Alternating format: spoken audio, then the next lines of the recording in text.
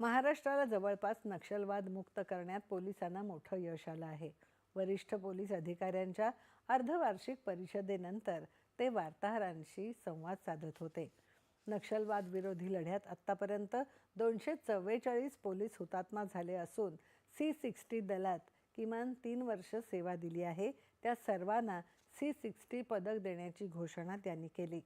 गडचिरोलीसारख्या भागात आता विकासाचं नवं चित्र उभं राहत असून लोकशाहीची मुळं बळकट होत आहेत।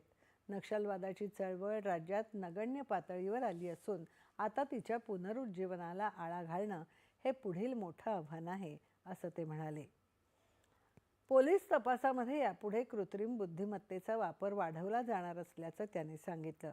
पुढच्या 6 महिन्यात FIR पासून ते आरोपपत्रापर्यंतची संपूर्ण प्रक्रिया डिजिटल झाली पाहिजे, अशा सूचना मुख्यमंत्र्यांनी पोलीस महासंचालकांना दिल्या।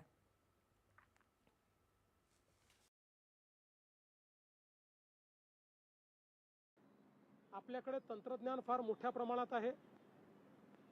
विशेषतः आर्टिफिशियल इंटेलिजन्सचा उपयोग करून आपण मोठ्या प्रमाणात काही टूल्स तयार केले आहेत की ज्याच्यामुळे एखाद्या गुन्ह्यामध्ये FIR पासनं तर चार्जशीट पर्यंत अनेक गोष्टींमध्ये आपण त्याचा उपयोग करू शकतो। आणि म्हणून मी एक टास्क आज पोलीस महासंचालक महोदयांना दिली आहे की पुढच्या 6 महिन्यात ही सगळी प्रोसेस डिजिटाइज झाली पाहिजे।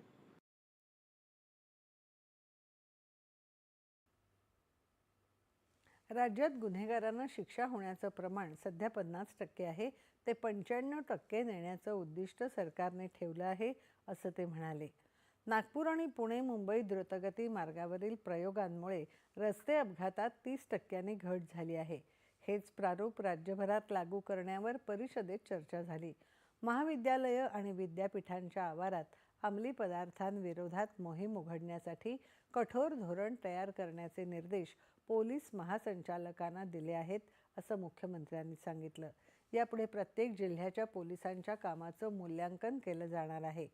उत्तम काम करणाऱ्या जिल्ह्यांना दर महिन्याला पुरस्कार दिला जाईल, तर सरासरीपेक्षा कामाचा दर्जा कमी असेल त्यांना सुधारणेची नोटीस दिली जाईल, असं त्यांनी स्पष्ट केलं।